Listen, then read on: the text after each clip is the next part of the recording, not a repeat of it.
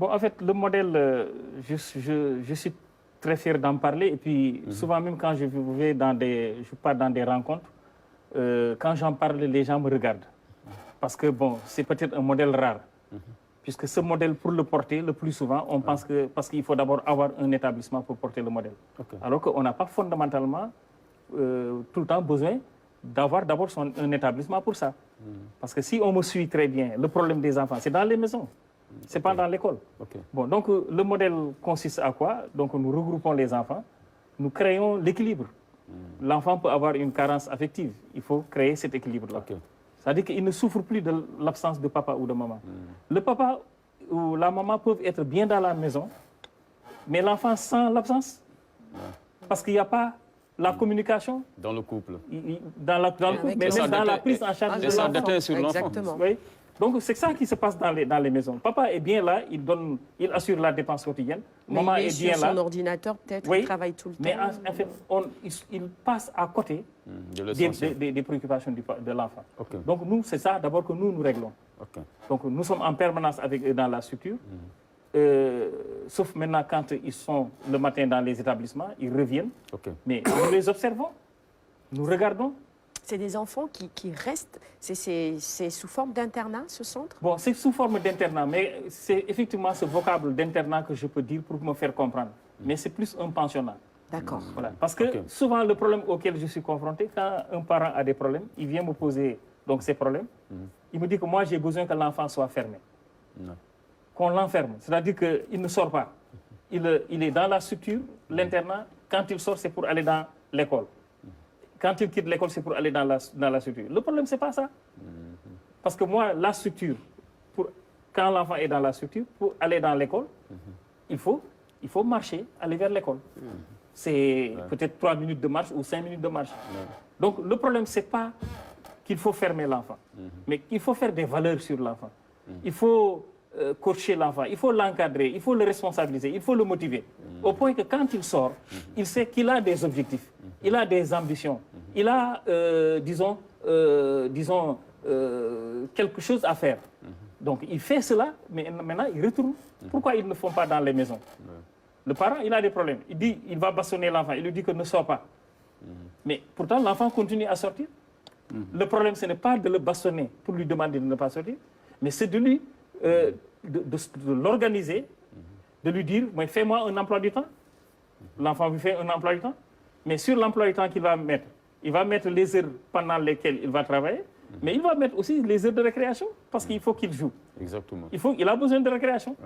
Donc vous voyez, si vous vous entendez comme ça avec l'enfant, qu'est-ce qui va se passer? Mais il sera tenu de respecter maintenant ce calendrier. OK, il va sortir, mais attends, quand il sort, c'est pour faire attention aux interdits de papa, faire attention aux interdits de maman, mais revenir et puis maintenant faire ce qu'attend le parent. Bon, donc le modèle consiste à quoi? Donc on les remet dans la structure, bon, on reconstitue le milieu familial, on ne souffre pas de l'absence de papa, on ne souffre pas de l'absence de maman. Je le répète encore, dans nos maisons, papa est là, maman est là, mais les enfants en souffrent. Donc, quand cela est reconstitué, qu'est-ce qui se passe? L'enfant est équilibré.